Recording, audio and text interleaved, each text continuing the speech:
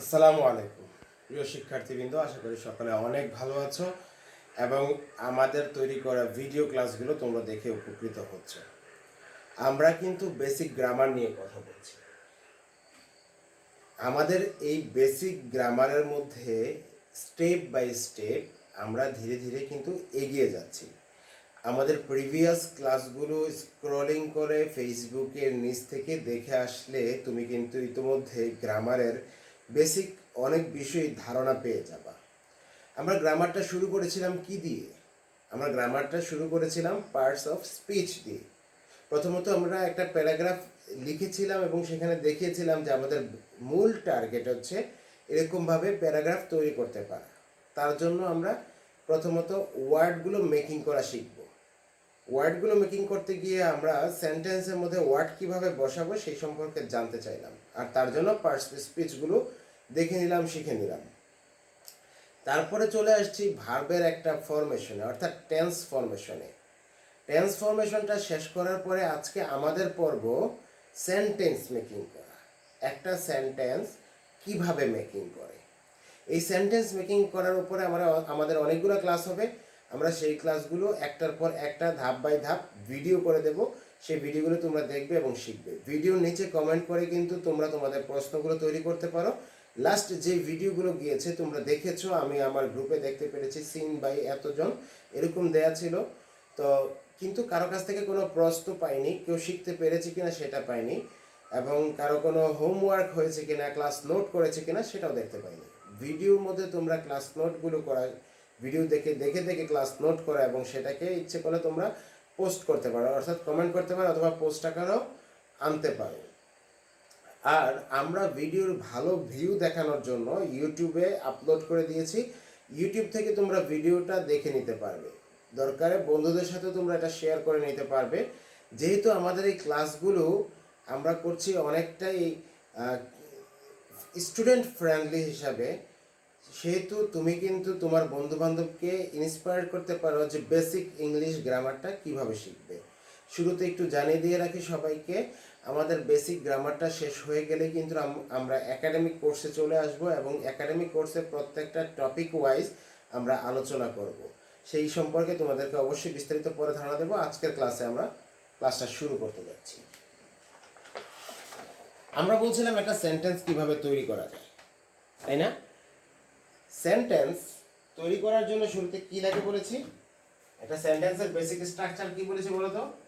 Basic structure বলেছি subject হবে, দেন verb হবে, দেন অবজেক্ট হবে। গ্রামাটিক্যাল আইটেমে যারা গ্রামার লিখেছেন তাদের মধ্যে থেকে আবার বলছেন মূলত একটা সেন্টেন্সে দুটো পার্ট থাকে, একটা সাবজেক্ট, একটা প্রেডিকেট। সাবজেক্ট থাকে এবং প্রেডিকেট থাকে, অর্থাৎ সেন্টেন্সে যার সম্পর্কে বলা হয় সে হয় সাবজেক্ট।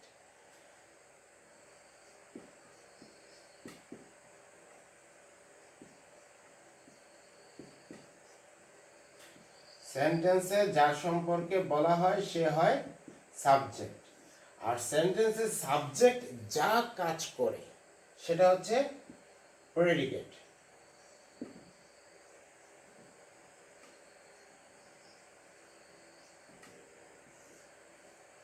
এই জিনিসটাকে আমি একটু ঘুরিয়ে লিখেছি এভাবে যে সেন্টেন্সের মধ্যে মূল স্ট্রাকচারটা হবে সাবজেক্ট থাকবে, ভার্ব থাকবে এবং অবজেক্ট থাকবে। অবজেক্টটাকে ইচ্ছে করলে আমরা এখন থেকে এক্সটেনশন বলতে পারি, অর্থাৎ বৃদ্ধি করার জন্য বোঝানো হয়। তাহলে আমরা কি বুঝলাম? সাবজেক্টটা হচ্ছে এমন একটা জিনিস যার সম্পর্কে সেন্টেন্সে বলা হয়েছে। এবার হচ্ছে আমরা একটা প্যারাগ্রাফ তৈরি করব, আমরা অনেকগুলো লাইন তৈরি করব অথবা একটা সেন্টেন্স তৈরি করব, সেটা সম্পর্কে আমাকে ভাবতে হবে। একটু খেয়াল করো তো, তুমি যে স্বপ্নটা দেখো সেটাও তো বাংলায় দেখো, তাই না? তুমি যেই কথাটা বলো সেটাও কিন্তু বাংলায় বলো, তুমি যেটা ভাবো সেটা কিন্তু বাংলায় ভাবো। সুতরাং আমাকে কিন্তু ট্রান্সফর্ম করতে হবে, আমাকে তৈরি করতে হবে বাংলা থেকে। বাংলা থেকে যখন আমি তৈরি করব তখন আমাকে প্রথমত দেখতে হবে সাবজেক্টটা কি। সাবজেক্টটা খুঁজে বের করবো কীভাবে? এই সেন্টেন্সটা কার সম্পর্কে বলতেছে, এই সেন্টেন্সের মধ্যে কে কর্তা, এই সেন্টেন্সে কার কথাটা প্রাধান্য পাচ্ছে, এই সেন্টেন্সে কার চিন্তাটা আসতেছে, সেই জিনিসটাকে আমি সাবজেক্ট দেবো। এখন কথা হচ্ছে সাবজেক্ট কি কি হতে পারে। সাবজেক্ট হতে পারে নাউন, সাবজেক্ট কি হতে পারে নাউন, সাবজেক্ট হতে পারে প্রোনাউন, প্রোনাউনগুলো সাবজেক্ট হতে পারে। আমরা ক্লিয়ারে আসি যে কোন কোন জিনিসগুলো সাবজেক্ট হতে পারে। আমরা কিন্তু সেন্টেন্স মেকিং শিখে যাচ্ছি। একটা সেন্টেন্সের সাবজেক্ট কে কে হয়? সেন্টেন্সের সাবজেক্ট হয় নাউন। নাউনের যতগুলো প্রকার আছে প্রত্যেকটা প্রকারই কিন্তু সাবজেক্ট হতে পারে। 2 নাম্বার প্রোনাউন। প্রোনাউন তো বসে নাউনের এগেইনস্টে। একটা কোনো কিছু শুরুটাই কিন্তু প্রোনাউন দিয়ে তুমি করতে পারবা কিনা? হ্যাঁ পারবা। দেয়ার, হেয়ার, ইট এগুলো দিয়ে কিন্তু সেন্টেন্স শুরু হয়। দেয়ার আর মেনি ইয়ার্স ওল্ড, অথবা ওয়ান্স আপন এ টাইম দিয়ে কিন্তু অনেক সময় শুরু হয়, কিন্তু ওয়ান্স আপন এ টাইম কিন্তু সেন্টেন্সের সাবজেক্ট না। আবার দেয়ার আর দিলে কিন্তু দেয়ার সেন্টেন্সের সাবজেক্ট হইতে পারে, হেয়ার হতে পারে সেন্টেন্সের সাবজেক্ট। এগুলো এই জন্য এগুলোকে বলে introductory pronoun. There, here, it, it is long time, এরকম ইট শব্দটা। এছাড়া বাকি সব জায়গায় কিন্তু প্রোনাউনটা হচ্ছে নাউনের নাউনের বিপরীত, মানে হচ্ছে নাউনের পরিবর্তে বসে, সুতরাং সেভাবেই বসবে। 3 নম্বর হচ্ছে অ্যাডজেক্টিভ বসতে পারে। কি বসতে পারে? অ্যাডজেক্টিভ বসতে পারে। এই অ্যাডজেক্টিভ বসতে গেলে তার একটা রুলস আছে। কি রুলস? এই অ্যাডজেক্টিভের পরে নাউন থাকতে হবে, তাইলে অ্যাডজেক্টিভটা সেন্টেন্সের সাবজেক্ট হতে পারে। এবং যখন অ্যাডজেক্টিভের পরে সেন্টেন্সের নাউন, যে কোনো জায়গায় তুমি অ্যাডজেক্টিভের পরে যদি নাউন দেখো, মাস্ট বি এই অ্যাডজেক্টিভের আগে আর্টিকেল বসাতে হবে। কি বসাতে হবে? আর্টিকেল বসাতে হবে। 4 নাম্বার, সেন্টেন্সে ভার্ব, তার মধ্যে নন ফাইনাইট ভার্বটা সেন্টেন্সে সাবজেক্ট হতে পারে। মনে আছে তো নন ফাইনাইট ভার্বগুলো কি বলেছিলাম? Gerund, infinitive, participle, verbal noun, এগুলাই কিন্তু সেন্টেন্সের সাবজেক্ট হিসেবে আসতে পারে। 5 নাম্বার, সেন্টেন্সের সাবজেক্ট হতে পারে অ্যাডভার্ব।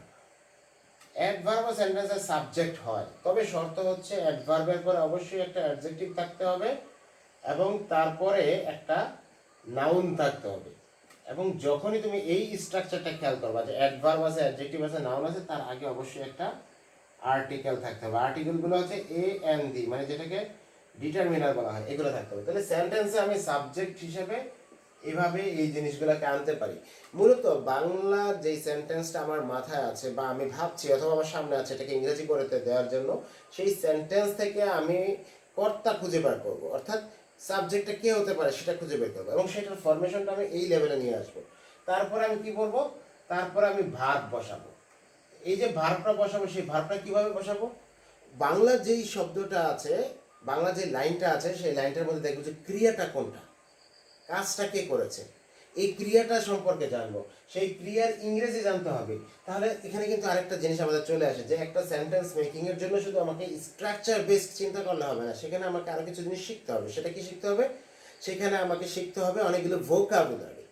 ভোকাবুলারি জানতে হবে। ভোকাবুলারি জানার জন্য প্রথমত আমাকে জানতে হবে ভার্বাল ভোকাবুলারি, যেই ভোকাবুলারিগুলো ভার্ব হয়, অর্থাৎ একটা সেন্টেন্সের ভার্বই প্রাণ। তুমি যদি সেন্টেন্স থেকে খুঁজে কাজটা সম্পর্কে জানতে পারো, তখন দেখবা যে এই কাজটার মধ্যে, তখন দেখবা যে এই কাজটার ইংরেজিটা কি, ওটুক পারলে তখন তুমি তার সাবজেক্টটা খুঁজে বের করে নিয়ে আসবা। তখন ওই সাবজেক্টের ইংরেজি, অর্থাৎ ওইখানেও কিন্তু ভোকাবুলারি হেল্প লাগছে, ওই সাবজেক্টে ইংরেজি বের করবে। এই ভার্বটা আমি যখন বসাবো তখন আমাকে 5টা ফরম্যাটে বসাতে হবে। এটা কিন্তু আমরা আগে আলোচনা করছি, V1, V2, V3, এবং V1 এর অন্তর থেকে V4 আর হলো V5। এই 5টা ফরম্যাটে ভার্বটাকে আমাকে বসাইতে হবে। আমরা কিন্তু টেন্স যখন আলোচনা করছি সেখানে ভার্বালি ফরম্যাটটা দেখাইছি। তারপর হচ্ছে অবজেক্ট। অবজেক্ট মানে হচ্ছে বাক্যের বাকি অংশটুকু। তুমি যখন সাবজেক্ট বসাই ফেললা, ভার্ব বসাই ফেললা, বাকি যে অংশটুকু আছে সেই অংশটুকু বসাবে। সেই অংশটুকু বসাতে গেলে তোমার হেল্প লাগবে কিসের?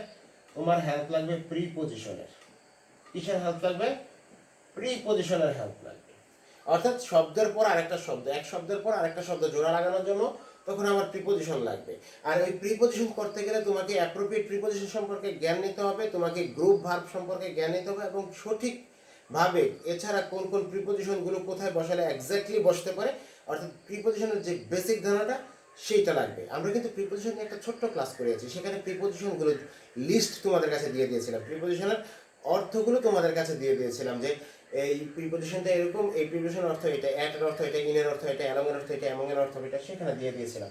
এবং অবজেক্ট তৈরি করতে গেলেও সেখানে কিন্তু আমাকে এরকম স্ট্রাকচার ফলো করতে হবে যে নাউনটা বসবে কখন, অ্যাডভার্বটা কখন বসবে, অ্যাডভার্বটা কি ম্যানারে বসবে না প্লেসে বসবে না টাইম হিসাবে বসবে, আমার এখানে অ্যাডজেক্টিভ বসলে তারপরে নাউনটা আসবে কিনা, যদি আসে তাহলে আমাকে আর্টিকেল করতে হবে কিনা, এই জিনিসগুলো চলে আসবে। এখন দেখো একটা সেন্টেন্স তৈরি করার জন্য কিন্তু আসলে আমাকে পুরোপুরি স্ট্রাকচার বেস হলে হবে না, ভোকাবুলারিও বেসড হতে হবে, প্লাস কিছু রুলস অর্থাৎ গ্রামাটিক্যাল রুলসের আওতায়ও চলে আসতে হবে। এই জিনিসটা আমি এই জন্য বোঝাতে চেষ্টা করছি। তুমি সাপোজ একটা বিল্ডিং তৈরি করবা, একটা বিল্ডিং তৈরি করার জন্য কিন্তু অ্যাট ফার্স্ট তোমাকে একটা ড্র করতে হবে, একটা কোনো কিছু আঁকতে হবে যে তুমি বিল্ডিংটা কেমন করে তৈরি করতে চাচ্ছ। এই বিল্ডিংটা তুমি যেমন করে তৈরি করতে চাও তার জন্য একটা আর্কিটেকচারাল প্ল্যান লাগবে। সেই আর্কিটেকচারাল প্ল্যান হয়ে যাওয়ার পরে তুমি স্ট্রাকচারাল প্ল্যানে চলে যাবা। স্ট্রাকচারাল প্ল্যানটা হয়ে গেলে তুমি সেখানে তারপরে ইমপ্লিমেন্টেশন অর্থাৎ এই কাজটা করার জন্য চেষ্টা করবা।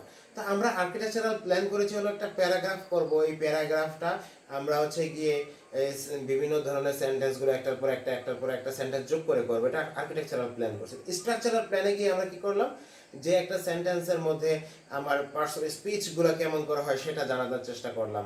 তারপরে হচ্ছে গিয়ে সেন্টেন্সটা কিভাবে একের পর এক মেক করবো আজকে এটা একটু দেখাচ্ছি, এভাবে আরো অনেকগুলো ক্লাসে দেখাবো। তারপরে আমরা হচ্ছে ইমপ্লিমেন্টেশন করবো। ইমপ্লিমেন্টেশন করার জন্য অর্থাৎ যখন আমি বিল্ডিংটা তৈরি করতে যাবো সেটার জন্য আমাকে ফাউন্ডেশন দিতে হবে। অর্থাৎ আমি যদি 4 তলা বিল্ডিং করতে চাই আমার 4 তলার অনুযায়ী ফাউন্ডেশন, আমি যদি 7 তলা বিল্ডিং করতে চাই 7 তলা অনুযায়ী ফাউন্ডেশন। এই ফাউন্ডেশন করতে গিয়ে কখনো কখনো পাইলিং করা লাগে, কখনো কখনো রুম বেস করা লাগে। তো তুমি রুম বেস করবে না পাইলিং করবে না তোমার উপর। আজকের ভিডিওর কন্টেন্টের পরে আজকের ভিডিও দেখার পরে তুমি অবশ্যই আমাকে কমেন্টে জানাতে হবে যে তোমার পাইলিংটা তোমার ফাউন্ডেশনটা কি টাইপের হওয়া উচিত, তোমার ইচ্ছা কি, তুমি কোন দিকে মুভ করবা সেটা অবশ্যই তোমাকে জানাতে হবে। তা আমরা এই মুহূর্তে আরেকটা জিনিস তোমাদেরকে বোঝানোর জন্য দিয়ে দিচ্ছি। একটা সেন্টেন্স একাধারে, ধরো যে এই সেন্টেন্সটা একাধারে কি, এই সেন্টেন্সটা একাধারে কোনো না কোনো টেন্সের আওতায় আছে, এই সেন্টেন্সটা কোনো না কোনো ভয়েসের আওতায় আছে, এই সেন্টেন্সটা কোনো না কোনো স্টেটমেন্টের আওতায় আছে। স্টেটমেন্ট বলতে assertive, interrogative, imperative, operative, exclamatory, এরকম কোন স্টেটমেন্টের আওতায় আছে, তাই না? এরপরে এই সেন্টেন্সটা দেখা যাবে যে কোনো না কোনো ভাবে ন্যারেশনের আওতায় চলে আসছে।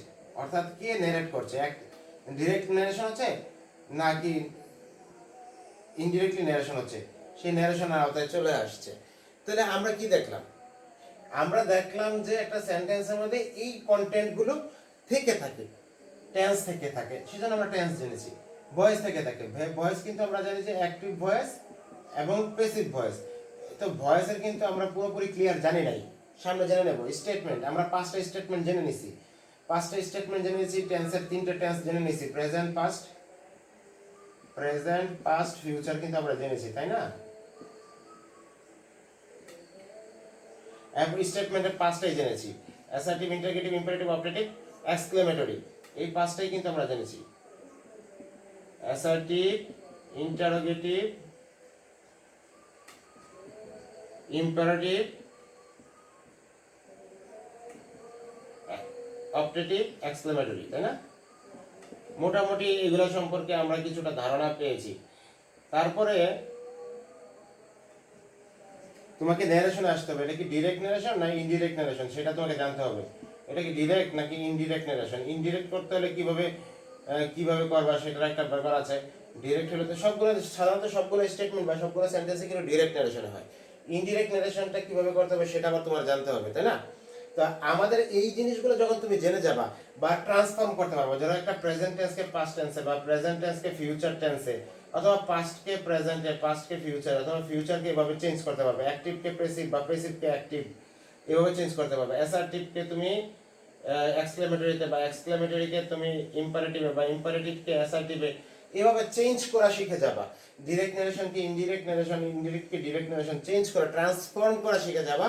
তখন কিন্তু তোমার কাছে সেন্টেন্স মেকিং করা সহজ। বাট এটা অনেক দূরে, তুমি কিন্তু এখনো বেসিক লেভেলটাই আছো।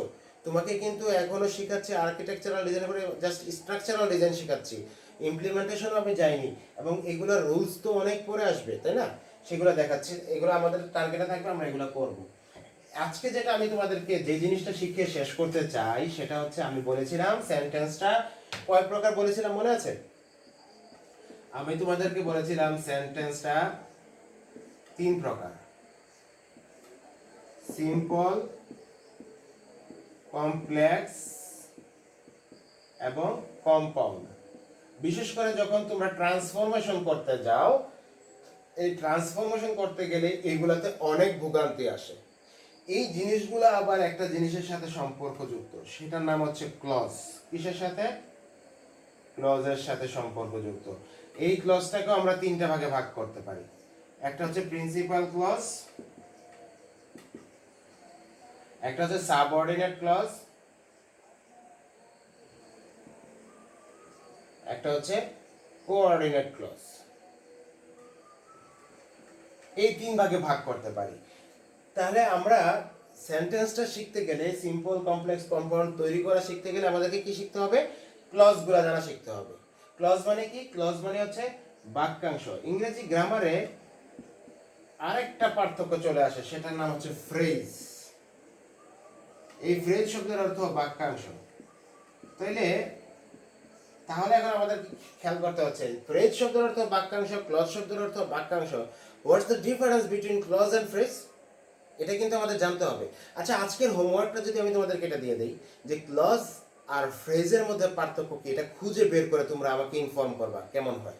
এটাই তোমাদের হোমওয়ার্ক দিয়ে দিলাম, যে ক্লজ এবং ফ্রেজ দুইটাই বাক্যাংশ, এই দুইটার মধ্যে ডিফারেন্স কি তোমরা খুঁজে বের করবা। আমরা শিখব এই ক্লজের মধ্যে যে 3 প্রকার আছে, এই ক্লজের মধ্যে যে 3 প্রকার আছে, এই 3 প্রকার সম্পর্কে আমরা শিখব: সাবঅর্ডিনেট ক্লজ, কোঅর্ডিনেট ক্লজ এবং প্রিন্সিপাল ক্লজ।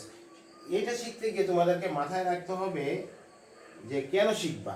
কারণ হচ্ছে প্রিন্সিপাল ক্লজ দিয়ে সিম্পল সেন্টেন্স গঠিত হয়, সাবঅর্ডিনেট ক্লজ দিয়ে কমপ্লেক্স সেন্টেন্স গঠিত হয়, কোঅর্ডিনেট ক্লজ দিয়ে কম্পাউন্ড সেন্টেন্স গঠিত হয়। শিখার শুরুটা কি দিয়ে শিখলাম আমরা?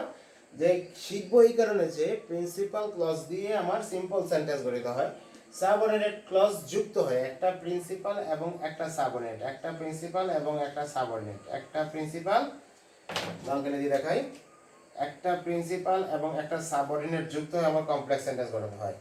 আর একটা প্রিন্সিপাল আর একটা কোঅর্ডিনেট যুক্ত হয়ে আমার কম্পাউন্ড সেন্টেন্স গঠন করা হয়। তাহলে যদি এটাকে আমি সরাসরি লিখতে যাই, কিভাবে লিখবো দেখো তো। তোমরা যখন নোট করতে যাবে সেখানে নোট এভাবে লিখবা যে সিম্পল সেন্টেন্সটা সরাসরি প্রিন্সিপাল ক্লজ নিয়ে ব্যবহার করা হয়, প্রিন্সিপাল ক্লজে ব্যবহার করা হয়। কিন্তু কমপ্লেক্সটা কিভাবে ব্যবহার করা হয়? কমপ্লেক্সটার মধ্যে একটা প্রিন্সিপাল ক্লজ থাকে আর একটা সাবঅর্ডিনেট ক্লজ থাকে। কি থাকে? সাবঅর্ডিনেট ক্লজ থাকে। আর কম্পাউন্ডের মধ্যে কি থাকে? কম্পাউন্ডের মধ্যে একটা প্রিন্সিপাল থাকে আর একটা কোঅর্ডিনেট ক্লজ থাকে। দেখো, তোমাদের মনে কিন্তু প্রশ্ন চলে আসার কথা যে কি বলতেছে, সাবঅর্ডিনেট, কোঅর্ডিনেট, প্রিন্সিপাল, এগুলোতে কি বোঝাচ্ছে? ক্লজ মানে কি সেটাই তো এখনো শিখলাম না। রাইট, ক্লজ মানে জিনিসটা আমি না শিখিয়ে আমি একটা স্ট্রাকচার দাঁড় করাইছি যে ক্লজটা শিখবা কেন? সেন্টেন্স মেক করার জন্য ক্লজটা শিখবা। সেন্টেন্স মেক করতে গেলে সিম্পল যে সেন্টেন্সটা, সেটা হচ্ছে একটা সাধারণ সেন্টেন্স, অর্থাৎ নর্মাল যে স্টেটমেন্ট বা সেন্টেন্স থাকে সেটাকে আমরা সিম্পল বলি। Assertive, interrogative, imperative, objective, exclamatory, যেই ধরনের সেন্টেন্স বা স্টেটমেন্ট থাকে সেটা হচ্ছে সিম্পল সেন্টেন্স। কমপ্লেক্স মানে হচ্ছে জটিল, জটিল বাক্যটাকে বলা হয় কমপ্লেক্স। আর যৌগিক বাক্যটাকে বলা হয়, যৌগিক যে বাক্যটা সেই বাক্যটা হচ্ছে কম্পাউন্ড, জটিল বাক্যটা কমপ্লেক্স। এখন কমপ্লেক্স গঠন করতে গেলে আমার 2টা ক্লজ লাগবে, অর্থাৎ 2টা বাক্যের অংশ থাকবে। যেহেতু ক্লজ থাকবে, এই যে প্লাস চিহ্নটা দেয়, যে প্লাস চিহ্নটা দেয়, প্লাস চিহ্নটার মানে হচ্ছে তাহলে আমাকে ক্লজ মার্কারও লাগবে। কি লাগবে? Clause marker. বলো তো ক্লজ মার্কার কি? সহজ করে বোঝাই। ক্লজ মার্কার গুলো হচ্ছে আমাদের কাছে যেটা আমরা কনজাংশন বলে চিনি। কি বলে? কনজাংশন বলে চিনি, সেটাই হচ্ছে ক্লজ মার্কার, যেটাকে আমরা কনজাংশন বলে শিখে এসেছি পার্টস অফ স্পিচে। সেটাই হচ্ছে আমাদের কাছে এখন ক্লজ মার্কার নাম দেবে। জিনিস একই, নাম কিন্তু ভিন্ন হয়ে গেছে। আমরা কনজাংশন যখন শিখেছি তখন আমরা কি বলেছি, কনজাংশনের কাজ হচ্ছে একটা সেন্টেন্সের সাথে আরেকটা সেন্টেন্সকে যুক্ত করা, বা একটা ক্লজের সাথে আরেকটা ক্লজকে যুক্ত করা। এটা একটা সেন্টেন্স এককভাবে পড়ে আছে, এটা সিম্পল সেন্টেন্স, সমস্যা নেই। বাট এই সিম্পল সেন্টেন্সটাকে যখন আমি আরো একটা সেন্টেন্সের সাথে যুক্ত করছি তখন একটা ক্লজ, ওইটাও একটা ক্লজ, বাক্যাংশ হয়ে যায়। আর এই বাক্যাংশ যুক্ত করার কাজ কার? কনজাংশনের কাজ। আবার এখন এই কনজাংশনের নাম চেঞ্জ করে আমরা রাখলাম কি, ক্লজ মার্কার নাম রাখলাম। ক্লজ মার্কার দিয়ে কি করে, প্রিন্সিপাল ক্লজ এবং সাবঅর্ডিনেট ক্লজকে যুক্ত করে। প্রিন্সিপাল ক্লজ এবং সাবঅর্ডিনেট ক্লজকে যুক্ত করলে কি হয়, একটা কমপ্লেক্স সেন্টেন্স তৈরি হয়। ক্লজ মার্কার দিয়ে কি করে, ক্লজ মার্কার দিয়ে প্রিন্সিপাল ক্লজ এবং কোঅর্ডিনেট ক্লজ এটাকে যুক্ত করে। প্রিন্সিপাল ক্লজ এবং কোঅর্ডিনেট ক্লজকে যুক্ত করলে কি হয়, একটা কম্পাউন্ড সেন্টেন্স গঠন করা হয়। আমরা নরমালি স্টেটমেন্ট অর্থাৎ assertive, interrogative, imperative, objective, exclamatory এইগুলাকে গঠন করা শিখছি, কিন্তু আমরা নতুন করে এখন শিখব কম্পাউন্ড সেন্টেন্স, কমপ্লেক্স সেন্টেন্স এবং সিম্পল সেন্টেন্স কিভাবে গঠন করা হয়। ইনশাআল্লাহ আমরা নেক্সট ক্লাসে এগুলো নিয়ে আরো আলোচনা করব। আজকের ক্লাস দেখে তোমার কি চিন্তা ভাবনা, তোমার ইচ্ছা কি, তোমার চাহিদা কি, সেটা কিন্তু কমেন্টে জানাবা, কারণ এই কমেন্টের উপর ভিত্তি করে আমরা আমাদের পরবর্তী ক্লাসটাকে আবার সুন্দর করে সাজিয়ে নিয়ে আসবো। সবাই ভালো থাকো, সুস্থ থাকো, আল্লাহ হাফেজ, আসসালামু আলাইকুম।